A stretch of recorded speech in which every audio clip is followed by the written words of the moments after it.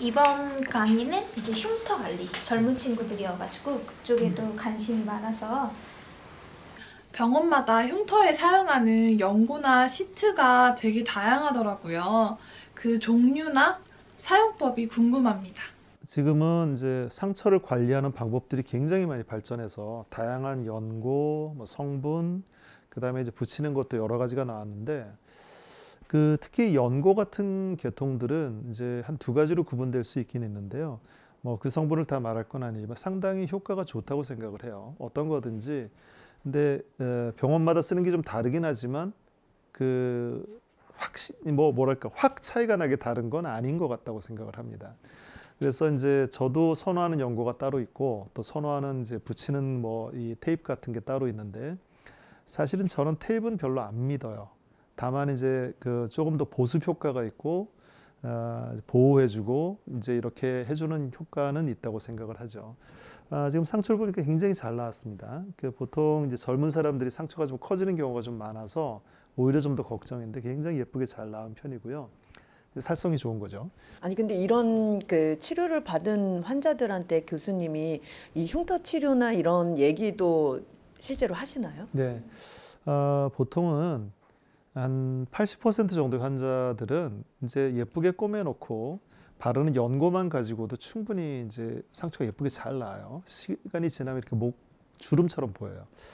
근데 이제 어떤 분들은 이제 조금 더 상처가 안 좋기 때문에 피부과에 대해서 이제 좀 수요가 좀 더 생기는 거죠.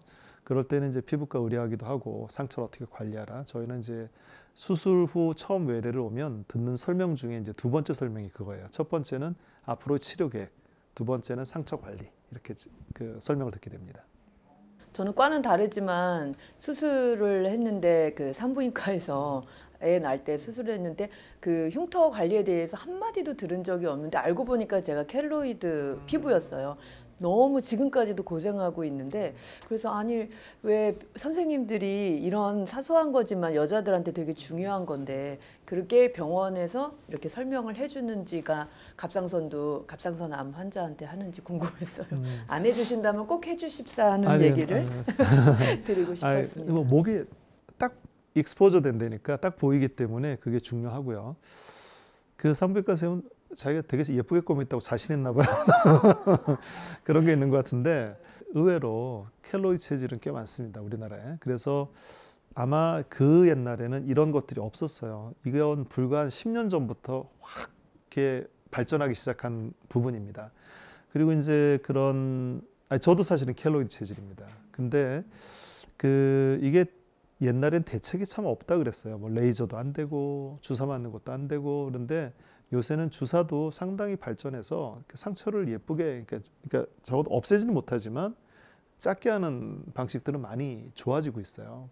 저는 1년이 지나면서 흉터가 많이 옅어졌어요. 지금 이렇게 잘 보이지 않을 정도로 흉터가 많이 옅어졌는데, 간혹 가다가 엄청 흉터가 울퉁불퉁하신 분들이 계시더라고요. 그런 분들의 경우에는 켈로이드 피부인 건가요?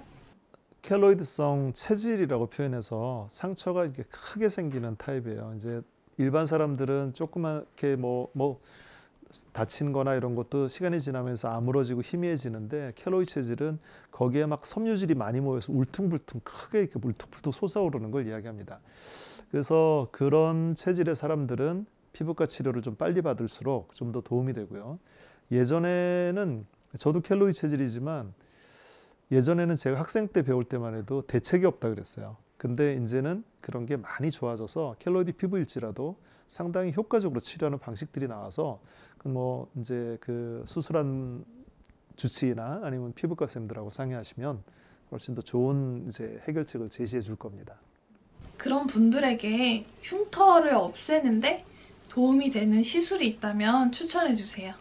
저희는 이제 피부과도 저희가 이제 수술 후 환자들을 같이 관리하는 프로그램을 만들어서 같이 하고 있기 때문에 레이저가 가장 많이 사용되는 치료들이고요. 여러 가지 레이저들이 각기 특징들이 있어요. 근데 선택하는 건 환자들이 알고 선택하는 것보다는 상처의 형태나 상처가 이렇게 얼마나 심한지 정도에 따라 피부과 전문의들이 선택해 줄 것이고, 그리고 이제 아주 심한 켈로이드 같은 경우는 이렇게 상처 자체에다 주사를 놓는 게 있기는 있습니다. 그래서 그런 걸로 줄여주긴 하는데 무지무지하게 아파요. 저도 맞아봤는데 엄청나게 아픈데 아니, 저는 옛날에 상처 치료할 때 그 제가 주사를 놓기도 했어요. 그럼 엄청 아파하고 울기도 하고 그러는데 자, 예뻐지는 게 쉽지 않습니다. 그거 이제 주사를 놨었어요. 근데 요새는 그런 것보다도 좀 더 좋은 치료들이 많습니다. 이제 기본적으로는 레이저, 상처에 바르는 연고, 테이프 이렇게 한 3가지로 구분될 수 있겠습니다. 이제는 많이 이렇게 옅어진 흉터를 앞으로 어떤 방식으로 어떻게 관리를 하면 좋을까요?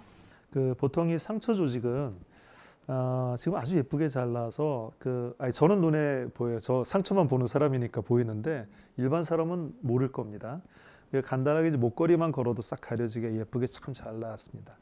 근데 이제 이 상처 조직은 이제 자외선에 너무 오래 노출될 때는 좀 까맣게 착색되는 경우가 있어서 상처 부위에는 오히려 좀 다른 피부보다도 좀 더 신경 써서 선블럭 같은 걸 좀 발라주면 도움이 될 거고요. 이제 연고를 평생 바르진 않거든요. 지금 1년 이내 지나서 이렇다면 더 연고를 바를 필요는 없습니다. 뭐 테이프도 계속 붙일 필요는 없고요. 자연스럽게 생활하시면 좋겠습니다. 그러면 이 환자분 말고 막 끝난 환자분들은 이제 목에 이렇게 만약에 여름이다 그러면 이제 막 붙이고 이렇게 보통 스카프 같은 걸 해야 되는데 어떤 걸 권하시나요? 여름이나 겨울? 여름에 스카프 하는 거 얼마나 힘들겠어요. 그래서 저는 그냥 목걸이 걸어서 예쁘게 그냥 이렇게 하라고 그러고 의외로 사람들이 남의 목 잘 안 봅니다. 저 같은 사람이나 남의 목 보지. 자기는 막 신경 쓰여서 막 이렇게 하는데 당당하게 뭐 수술 받은 게 죄입니까? 그리고 남들이 내 목만 보지는 않거든요. 이렇게 당당하게 자연스럽게 생활하세요. 그게 제일 좋습니다. 교수님, 저처럼 수술을 하고 다시 사회로 복귀하는 젊은 친구들을 위해서 한 말씀 부탁드리겠습니다. 되게 큰 힘이 될 것 같아요. 아니, 진짜로 축하드릴 일이지만 옛날에는 사실은 직장을 갖는 게 좀 쉬웠을 때는 저는 일부러 나가서 직장을 가지라고 이야기를 했어요. 그러니까 이제 수술했고 이제 갑상선 약 먹어서 기능 항진이 좀 되어 있는데 우울하고 감정이 기복이 심한데 이렇게 있는 것보다는 좀 더 활동적으로 활동하고 직장을 안 갔더라도 오히려 사회 활동이라도 하라고 했었어요. 그러니까 지금 이렇게 직장을 가질 수 있다는 건 정말 좋은 일이고요. 혹여 직장을 가지고 있는 사람들이 갑상선 암 수술하고 나는 직장을 그만둬야 되겠다는데 저는 정말 말립니다.